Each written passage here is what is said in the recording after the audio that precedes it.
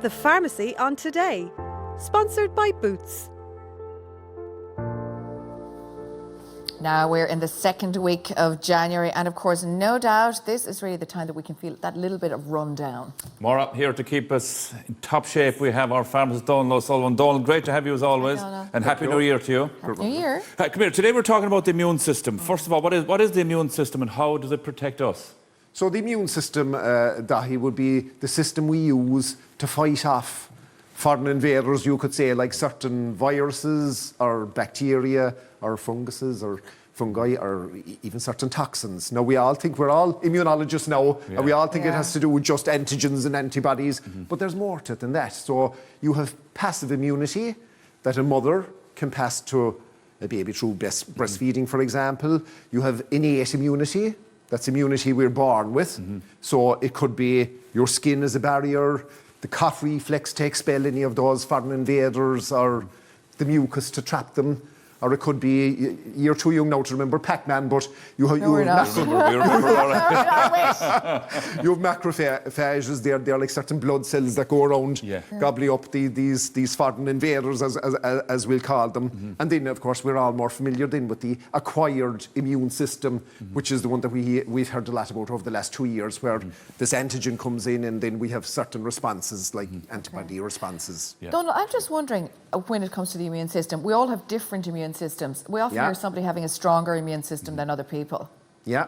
So a healthy immune system is very important, and sometimes we talk about boosting our immune system, but it's kind of a strange thing to say in some ways, because some people have an overactive immune system, so they might have severe allergic reactions like anaphylaxis. That's what an allergy is. If their immune system has gone hypersensitive. Yeah, you could overboost it. You could, and then you have other people then that have, we call them autoimmune. So where their immune system is actually attacking some of their healthy cells. So that would be like... And Donal, we heard a lot about them, I suppose, in the last 2 years as well, when it came to the coronavirus, people who didn't have a good immune system. And they still need to be very, very careful. They have to talk to their consultants even regarding vaccination, because they may even need additional doses of the vaccine, because they're not responding as well as we might to the vaccine, because their immune systems are deficient. But regular, if you've just got a decent enough immune system, whatever, it can be depleted at certain times, and this is why we might take something to boost it, or maybe get fitter to boost it, that type of thing. Exactly, because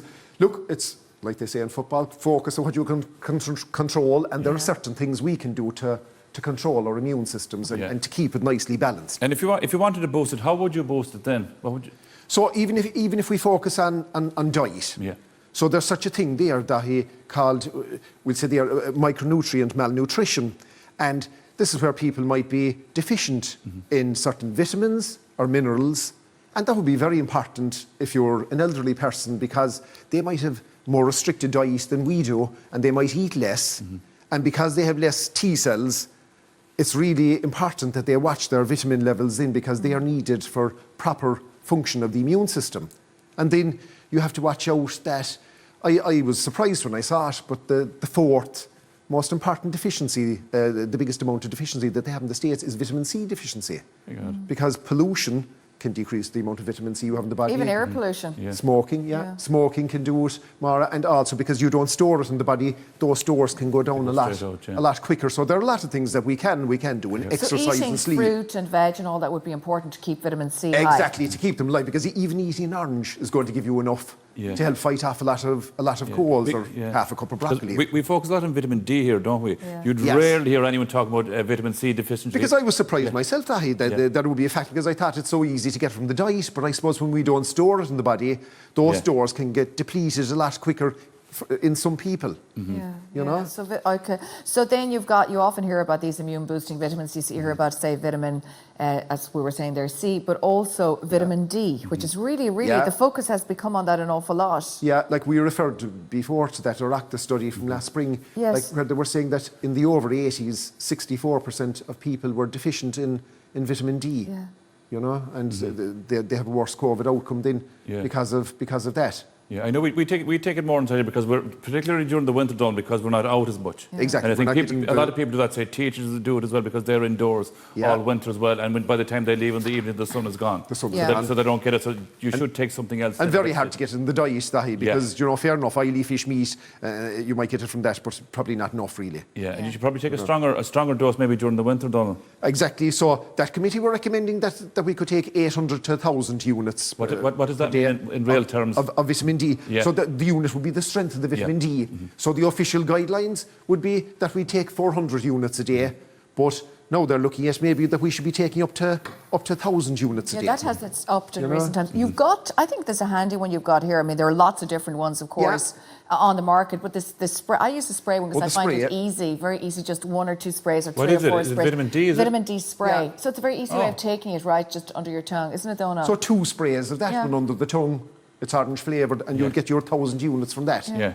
So no tablets or anything, that's it, done and dusted. That's it, under the tongue there, and leave it there for maybe up to 30 seconds then, and job done. Should you take it in the morning or the evening, or does that matter when it comes to vitamins? I don't think that would matter at all, really, as such, but maybe just try and keep it every 24 hours, keep the levels constant. Just before we go, though, what else have you got there? You've Centrum there, and you've more things there as well. That's Centrum one then, because that has selenium and zinc and rutin, which is an apple phytochemical, and vitamin C in it. So we'll say selenium and zinc. They're also important even for smokers because they have cadmium in the smoke can reduce the amount of zinc and selenium in your bodies. And they are important for immune cell function. A lot of people just don't get enough minerals because, you know, even with the ground where we grow our veg and all that being depleted as well in lots of parts. Maybe we're not even eating enough vegetables and fruit. Can I ask you the final one there you've got, like for your gut health? Yes, so that one will say not only in gut health, but you have the 10 micrograms, the 400 units of vitamin D in that one also. Okay. And from the age of 3 you can use it. Yeah, and dissolve in Are they probiotics? They're probiotics in it also that a lot of people find beneficial. And if you've got a flu or anything, it's good to start them after something like a flu as well, isn't it, and a cold? It's probably going to be a bit late. This one might be the one that you would want to use if your diet isn't balanced enough, and these are ones that may be more for more regular use. Lovely. Donal, thank you very much. Thanks so much, Always great to have you. Of course, if you have any medical concerns at all, get advice from your GP or your pharmacist. The Pharmacy on Today, sponsored by Boots.